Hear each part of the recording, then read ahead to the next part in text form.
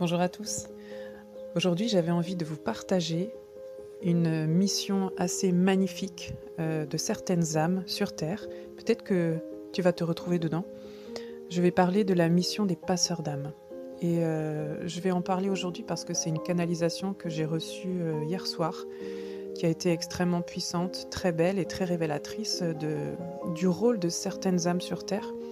Et si tu t'y retrouves, si tu te retrouves dedans, je pense que ça va vraiment t'éclairer, ça va t'aider à comprendre tes souffrances et ton rôle et à quel point tu es vraiment important ou importante. Alors, ce rôle de passeur d'âme, c'est pas celui auquel j'aurais pu m'imaginer. Moi, on a un peu dans notre inconscient le fait de faire passer les âmes de la vie à la mort, en fait, de les faire regagner le monde, voilà, des morts, je ne sais quoi. Moi, c'est pas du tout ça que j'ai vu. Euh, j'ai vu des âmes qui sont capables de faire passer des d'autres âmes d'un plan à un autre. Donc, ce sont des âmes qui sont au centre, qui se tiennent en fait au niveau d'une porte, d'un portail qui est entre deux mondes et qui font passer, voilà, des âmes d'un côté vers l'autre. Et en fait, je vais prendre ici l'exemple d'une personne, ça va être beaucoup plus parlant, on va se plonger vraiment dans l'expérience, on va ressentir aussi ce que ça fait d'être passeur d'âme. Je pense que c'est ça qui a vraiment de la puissance et qui est, ouais, qui fait du bien aussi. Si tu te retrouves en fait dans ce terme de passeur d'âme, ça va te faire du bien de connecter à ça. Donc c'est l'histoire en fait d'un homme qui est masseur. Et je me suis plongée dans son âme pour aller comprendre qui il est. Parce que c'est quelqu'un qui a une très grande puissance personnelle, qui a vraiment un grand pouvoir et qui a un pouvoir d'attraction et qui fait des massages et qui reconnecte au corps, qui réveille les kundalini, qui réveille en fait toute la puissance sexuelle et qui de par qui il est, reconnecte certaines personnes en fait à leur sensualité, à leur corps, à leur ancrage. Voilà. Donc ça c'est le point de départ, on va dire. C'est cette personne-là que je suis allée contacter et je suis allée regarder en fait dans son être pour savoir qui elle est. Et quand je me suis connectée à cette personne, en fait, je l'ai vue. Pour moi, l'image qui représente bien qui elle est, c'est c'est le gardien, comment dire? C'est un peu le gardien du Bifrost dans Thor. Donc si vous connaissez, si vous avez vu le Marvel, peut-être même, si vous connaissez, la mythologie nordique, il y a cet homme-là qui a un regard magnétique, qui est ancré, puissant et qui est posté en fait, dans comment dire? Au niveau de la porte d'entrée du royaume d'Asgard et il a une épée qui lui permet d'activer le Bifrost qui est un portail entre les mondes. Donc pour moi c'est ça en fait le passeur. Donc le passeur, le passeur d'âme on va dire, il est comme ça, il est ancré, il est puissant et c'est lui qui fait passer les âmes d'un monde à un autre. Donc là, c'est l'image que j'ai eue déjà dans un premier temps. Et puis ensuite, je suis allée me plonger dans lui, en fait, dans son être, dans son expérience, dans son ressenti. Et là, en fait, ce que j'ai perçu, c'est que c'est quelqu'un qui est extrêmement dévoué. C'est une personne qui est venue en éclaireur sur Terre.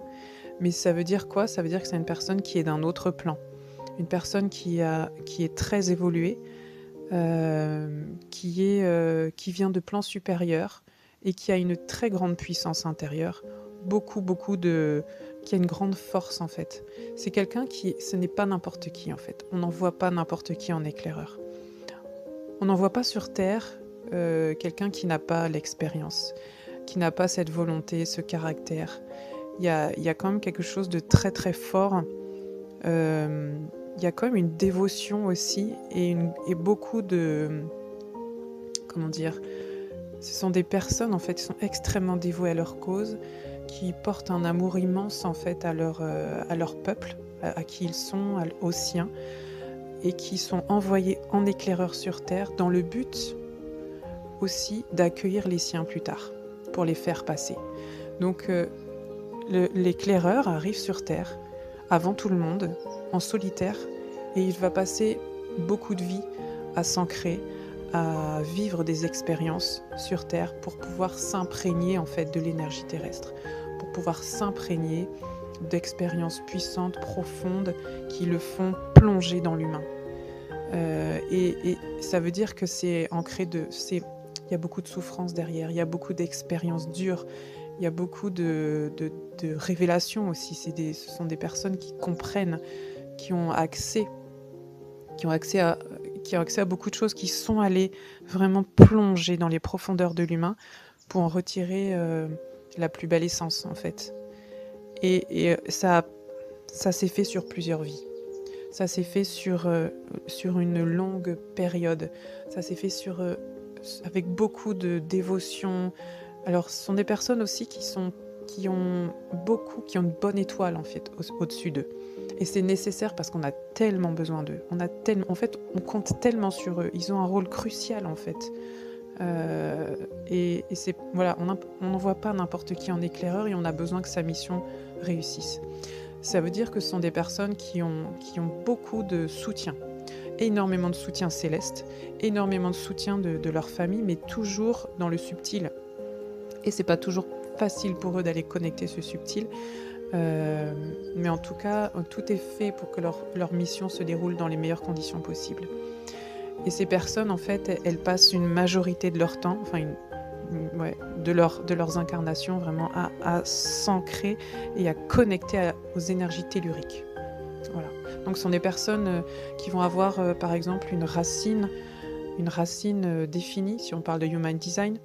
Ce sont des personnes en fait qui sont connectées en fait à leurs racines. Et donc ils vont être dans une forme de solitude à attendre aussi que leur mission se révèle à eux et qu'elle démarre aussi pour de bon, j'ai envie de dire. C'est-à-dire qu'il y a cette première partie qui n'est pas très agréable. Et puis il y a la deuxième partie de la mission, c'est c'est quand il peut jouer son rôle de passeur, quand les âmes en fait arrivent et viennent à lui pour qu'il puisse les guider. Donc il va guider plusieurs types d'âmes. Il va y avoir des âmes, j'ai envie de dire, qui ne sont pas forcément celles qu'il attend, mais il est dans la dévotion, il est dans le service, et il va rendre service en fait aux âmes qui sont là, qui sont en demande. Mais lui en fait, il va trouver son plein pouvoir et sa pleine, il va vraiment être pleinement heureux, pleinement dans la... Comment je peux expliquer ça ? Il y a un sentiment d'accomplissement fort au moment où sa famille arrive sur Terre. Donc c'est quelqu'un qui recherche sa famille, c'est quelqu'un qui recherche sa tribu. Donc il vit beaucoup de solitude et puis il vit beaucoup d'expériences douloureuses avec des personnes qui ne sont pas de son monde. Et un jour, il retrouve sa tribu. Et quand sa tribu arrive sur Terre, ce sont des êtres qui viennent d'ailleurs. Ce sont des êtres qui viennent du même endroit que lui, en fait. Ça veut dire que jusqu'à présent, il ne pouvait pas entrer en contact avec lui. Et puis un jour, ces personnes s'incarnent pour la première fois. Et elles se retrouvent. Et en fait, les retrouvailles sont très puissantes. C'est vraiment le retour à la maison. C'est le retour à la maison en fait pour le passeur qui retrouve enfin les connexions avec sa famille, qui retrouve les connexions avec sa mission originelle et qui est capable de faire passer ces âmes-là dans son monde. C'est-à-dire qu'il va les chercher parce il a un pied, ce passeur, il a un pied sur terre, bien ancré dans les profondeurs du monde, et puis il en a un autre dans les étoiles. Donc il est capable en fait d'aller chercher sa famille dans les étoiles et de les ramener sur Terre et de les amener dans les profondeurs du monde, de les ancrer de façon très intense dans la matière. Et il les ancre en les ramenant dans leur corps. Donc ça veut dire, ben, l'exemple de cette personne, c'est quelqu'un qui masse, qui voilà, c'est un masseur. Mais ça peut être, en tout cas, c'est vraiment très connecté à la sensualité, au toucher, à la ouais, à l'ancrage. Donc voilà, ce sont des personnes, en fait, qui portent ça en elles. Elles ont cet ancrage naturel en elles, qui émane d'elles et aussi elles ont cette faculté à ramener, les gens dans cet ancrage. Donc ça peut être par plusieurs moyens, en fait. Ça peut être par la sensualité, mais ça peut être aussi par le fait de ramener le rythme, en fait, comment dire? De ramener un rythme qui est plus naturel, un rythme terrestre. C'est ramener les gens dans leur propre rythme. Ça peut être d'autres j'ai pas de panel très étendu des possibilités en termes d'identité, en fait, de ces passeurs, mais on est là-dedans. On est dans des âmes, en fait, des êtres qui captent, les personnes qui font partie de leur tribu et qui les amènent dans leur monde pour qu'elles s'ancrent. Donc lui, il est là pour ancrer les personnes, pour faciliter l'incarnation, d'êtres célestes. Voilà, moi j'ai envie de dire, c'est ça que j'ai capté. Alors il y a peut-être d'autres types de passeurs. Moi j'ai été en connexion avec, voilà, ce type, de ce profil, on va dire. Et, et du coup, moi, j'ai envie de dire, si tu te reconnais là-dedans, si tu ressens que tu es aussi un passeur, ben, j'ai envie de dire, mais prends conscience, en fait, de l'importance de ta mission. Prends conscience de la beauté, en fait, de qui tu es. Parce que tu es là vraiment pour... en fait, on a besoin de toi. On a vraiment besoin de toi. C'est la fin de tes souffrances, j'ai envie de dire aussi. C'est-à-dire que tu as souffert longtemps dans tes incarnations et c'est la fin de ta souffrance. Tu vas retrouver ta famille. C'est ça que ça veut dire. C'est le moment pour toi de retrouver les tiens. C'est le moment de, d'expanser, en fait, dans ta pleine puissance, dans ton plein pouvoir pour les ramener avec toi, en fait, et de recréer votre maison sur Terre. En sachant que vous venez d'ailleurs, mais vous allez recréer votre maison sur Terre ensemble. Il y a, il y a aussi dans la mission des passeurs, il peut y avoir aussi cette envie, ce besoin, en fait, de comment dire, de passer du temps, en fait, avec cette tribu, de passer un bout de chemin avec eux, en sachant qu'il y a d'autres personnes qui vont arriver, en fait. De toute façon, le passeur, il est le gardien d'une porte, donc il ne va pas bouger. Il est le gardien de la porte.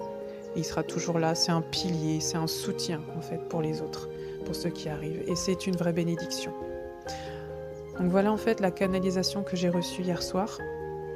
Si tu es passeur d'âme, si tu te retrouves, eh ben, j'ai envie de te remercier, tout simplement. Et j'espère que ce